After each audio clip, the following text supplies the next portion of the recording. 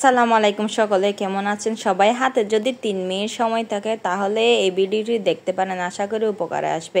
এক ভিডিওতে আপনাদের জন্য 4 ধরনের রান্না দেখিয়ে দিব। 5 স্পেশালি সবজি রান্না করব আজকে রাজমা বিচি দিয়ে। সেজন্য প্রথমে কাঁচা তেল দিয়ে রান্না করব। চিংড়ি, সকল উপকরণ, টমেটো, কাঁচামরিচ দিয়ে রান্না করব। কাঁচামরিচ, হলুদের গুঁড়ো, ধনে গুঁড়ো, লবণ সব কিছু চিংড়ি সহ একসাথে ভালো করে মেখে নিব। ভালো করে মেখে সবজিগুলা দিয়ে দিব। সবজিগুলা দিয়ে ভালো করে মেখে 5 মিনিটের জন্য একটু রেস্টে রাখবো। রেস্টে রাখলে হয় কি, তাড়াতাড়ি সবজিগুলা ভালোভাবে রান্না করা যায়। তাহলে দেখবেন খেতেও অসম্ভব মজা হয়। আমি ঢেঁড়স, বেগুন আর দিছি ধুন্দুল।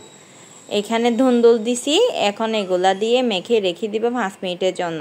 5 মিনিট রাখার পরে চুলায় সরাসরি উঠিয়ে দিব। চুলায় কিছুক্ষণ কষানোর পরে হালকা পানি দিয়ে দিব। এইদিকে এগুলা কষতে কষতে আমি আরেকটা মাছের চচ্চড়ি রান্না করব। সেজন্য আমি লবণ, মরিচ, হলুদ, পেঁয়াজ, টমেটো, একটু মাছের মশলা দিয়ে ভালোভাবে মেখে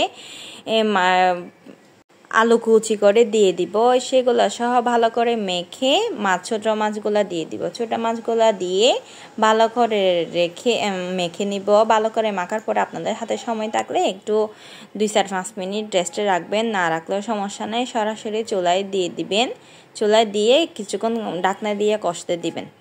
আমার এইদিকে ছোটো মাছ কষতে কষতে আমার এইদিকে সবজিগুলো হয়ে গেল। সেজন্য আমি পানি দিয়ে দিব, অল্প করে পানি দিয়ে রাজমা বিচিগুলো দিয়ে ঢাকনা দিয়ে দেবো। বাস এরপরে দেখবেন 10 মিনিটের মধ্যে সবজি রেডি। এইদিকে আমার পানি দিতে দিতে ছোটো মাছের চচ্চড়ি কষা হয়ে গেছে। সেজন্য আমাদের যতটুকু পানি দরকার ততটুকু পানি দিয়ে কষতে দিব। আর এইদিকে আমি একটা গরুর মাংস, আমাদের অনেক সময় দেখা যায় গরুর মাংস রান্না করে রেখে দিয়ে 1-2 বার যখন দিয়ে দিই তখন মাংসগুলো আর খেতে ইচ্ছে করে না। তখন এইভাবে যদি আপনারা নতুন করে ভুনা করে খান, দেখবেন নতুনের মতো রান্না হয়ে গেল। পেঁয়াজ আর টমেটো, কাঁচামরিচ দিয়ে একটু কষিয়ে নিয়ে মাংসগুলো দিয়ে দিলে হয়ে গেল।